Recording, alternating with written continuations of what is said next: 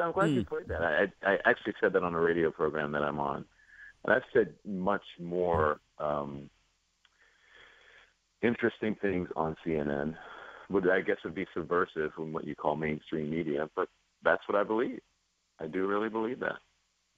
Do your bosses know that you believe that? Yeah, they do, actually. They do know. And I think that's why I'm there, because I'm, I've been called a bigot and a racist by the right, and I've been called a bigot and racist by the left.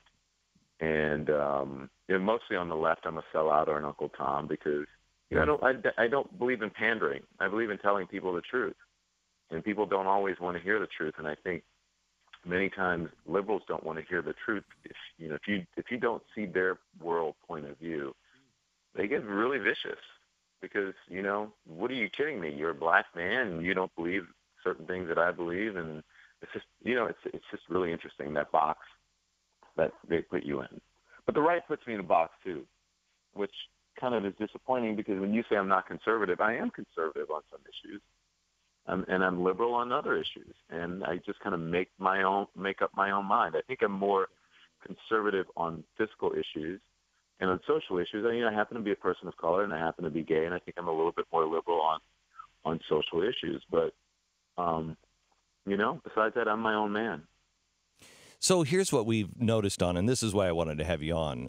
First of all, to say thank you for being a man of conscience, because if I can always guess what somebody's going to say, they're nothing but a shill. Yeah. They're because it's no way to be consistent with the politically powerful all the time. You agree with everything everybody is always saying. You're just a shill, and I cannot guess where you're coming from, and I find that refreshing.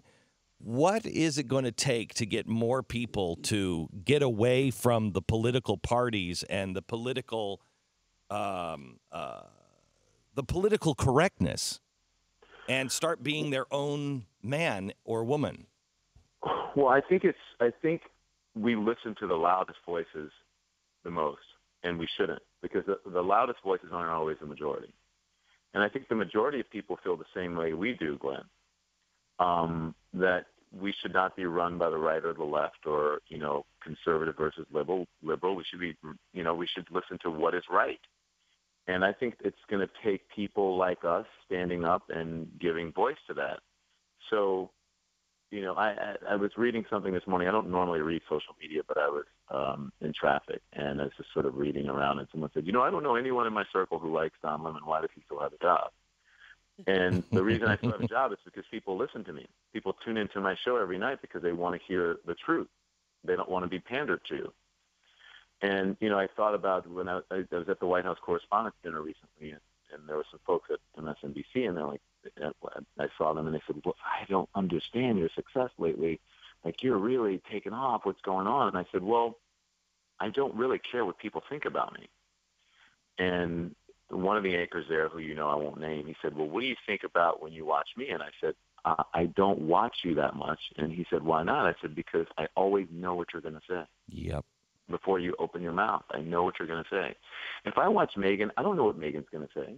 Megyn may call out Karl Rove, or she may call out, somebody on the left, and I'm usually there going, yes, you're right, because they were, not because I disliked the person, it's because I felt that they were wrong in that particular issue.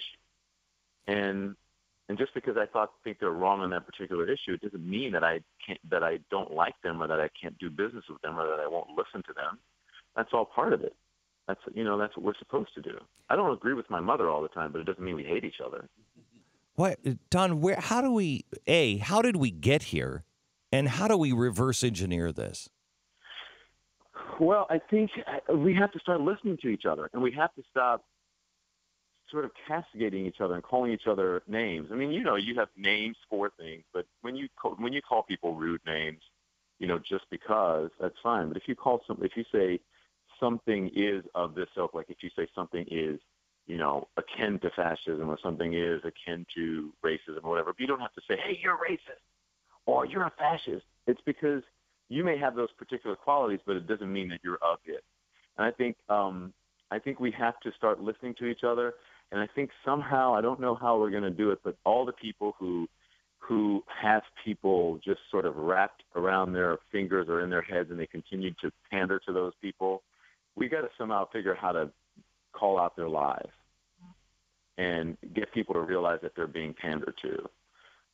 Because if you watch certain news programs, they say what people want, what they think people want to hear, because they want to have they think people want to have their beliefs reinforced, which is good. That's fine. But if you're in the news media, you have to tell people the truth, and that doesn't always necessarily mean reinforcing what you believe.